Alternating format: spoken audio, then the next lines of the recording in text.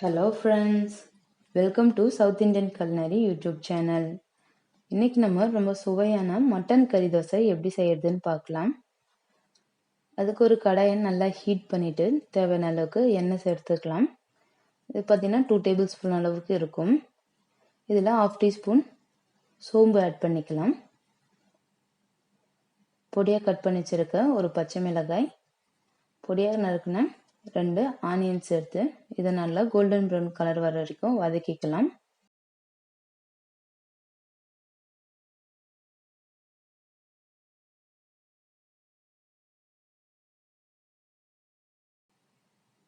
பாருங்க, இப்போ வதக்கினதும் இதோட நம்ம 1 டீஸ்பூன் அளவுக்கு இஞ்சி பூண்டு பேஸ்ட் சேர்த்து அதையும் நல்லா வதக்கிடலாம். இந்த அளவுக்கு வதங்கினதும் நம்ம இதில் பொடியாக கட் பண்ணி வச்சிருக்க தக்காளி ஆட் பண்ணிக்கலாம். நான் 2 மீடியம் சைஸ் தக்காளி பழம் ரொம்ப பொடியாக கட் பண்ணியிருக்கேன். இதில் பாருங்கள், ஆனியன், பச்சை மிளகாய், தக்காளி எல்லாமே ரொம்ப சின்ன சின்ன சைஸ் கட் பண்ணியிருக்கேன். அது மாதிரி கட் பண்ணி ஆட் பண்ணிங்கன்னா அப்போ தான் நல்லாயிருக்கும். இப்போ இதோட நம்ம மசாலா ஆட் பண்ணிக்கலாம். 1/2 டீஸ்பூன் ரெட் சில்லி பவுடர்,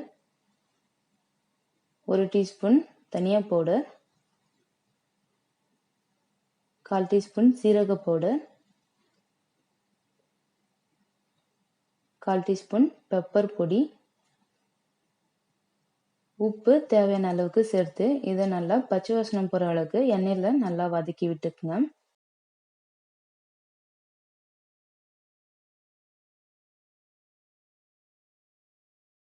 இந்த அளவுக்கு மசாலாலாம் நல்லா எண்ணெயில் வதங்கி எண்ணெய் மேலே பிரிஞ்சு வரப்போ இதில் நம்ம கொத்துக்கறி ஆட் பண்ணிக்கலாம்.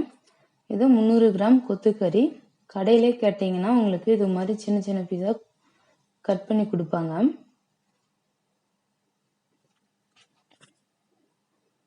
இப்போ இதை சேர்த்து ஒரு 2 நிமிஷம் நல்லா இதை வதக்கிடலாம்.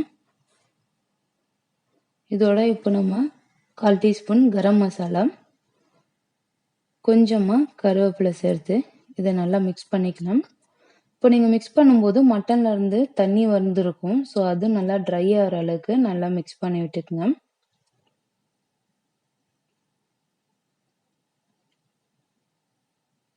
பாருங்க, இந்த அளவுக்கு மிக்ஸ் பண்ண உடனே இதில் இப்போ நம்ம தண்ணி ஆட் பண்ணிக்கலாம். நான் 1.5 கப் அளவு தண்ணி சேர்க்கிறேன். மட்டன் நல்லா வேகணும், ஏன்னா நம்ம இது தனியாக வேக வைக்கல, இந்த தண்ணியிலே வேக வைக்கிறதுனால கொஞ்சம் தாராளமாக தண்ணி சேர்த்து இதை ஒரு மூடி போட்டு 20லேருந்து 25 நிமிஷம் நல்லா குக் பண்ணிக்கோங்க. நம்ம எந்த அளவுக்கு தண்ணி சேர்த்தோமோ அந்த தண்ணி ஃபுல்லாகவே நல்லா குக் ஆகி ட்ரை ஆகி நமக்கு கொத்துக்கறி மட்டும் தனியாக வர அளவுக்கு நல்லா குக் பண்ணிக்கோங்க. பாருங்க, சூப்பராக ரெடி ஆயிடுச்சு. நான் 1.5 கப் அளவு தண்ணி சேர்த்தேன். எல்லாமே ட்ரை ஆகி நல்லா எண்ணெய் பிரிஞ்சு வந்திருக்கு. இப்போ இதோட நம்ம பொடியாக கட் பண்ணி வச்சிருக்க கொத்தமல்லி இலை தூவி இதை இறக்கி தனியாக வச்சிடலாம்.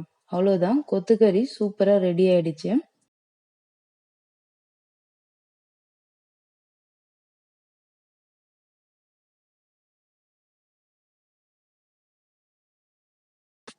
இப்போ ஒரு பவுலில் 2 முட்டை உடைச்சி ஊற்றிக்கலாம்.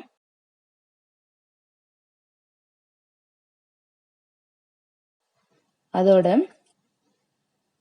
கொஞ்சமாக பெப்பர் பவுடர், ஒரு சிட்டிகளவு சால்ட்டு இது சேர்த்து இதை நல்லா மிக்ஸ் பண்ணி இதையும் தனியாக எடுத்துக்கலாம். இது ஏன்னா நம்ம தோசை மேலே ஒரு லேயர் சேர்க்கறதுக்காக இது. இப்போ நம்ம தோசை ஊற்றுறதுக்கு ஒரு கல் நல்லா ஹீட் பண்ணிவிட்டு அதில் கொஞ்சமாக நான் எண்ணெய் தடவி இருக்கேன். இதில் இப்போது 1.5 குழிக்கரண்டி அளவு மாவு சேர்த்து நல்லா ரவுண்ட் ஷேப்புக்கு தோசை தீத்திக்குங்க. இந்த தோசை கொஞ்சம் கல் தோசை அளவுக்கு கொஞ்சம் திக்காக ஊற்றிக்குங்க. ஊற்றிட்டு இது மாதிரி சுற்றியும் எண்ணெய் கொஞ்சம் ஸ்ப்ரெட் பண்ணிவிட்டு நம்ம மிக்ஸ் பண்ணி வச்சுருக்க முட்டையை கொஞ்சமாக நடுவில் நம்ம ஸ்ப்ரெட் பண்ணி ஊற்றிக்கலாம்.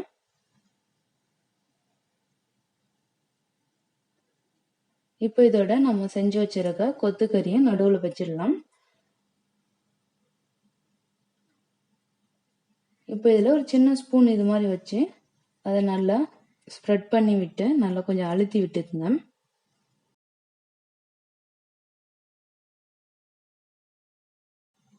இது மேலே லைட்டாக கொஞ்சம் கொத்தமல்லி இலை தூவிட்டு தோசை மாவு வேகிற அளவுக்கு குக் பண்ணிக்கோங்க. 2 சைடும் கொஞ்சம் ஈவனா வேகிற அளவு குக் பண்ணிக்கணும்.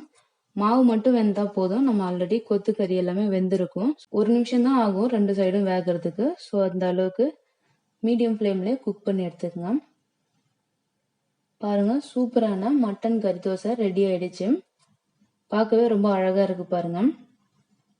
பார்க்கும்போதே சாப்பிடணும்னு தோணுது. இந்த அளவுக்கு ரொம்ப சூப்பரா வந்திருக்கு.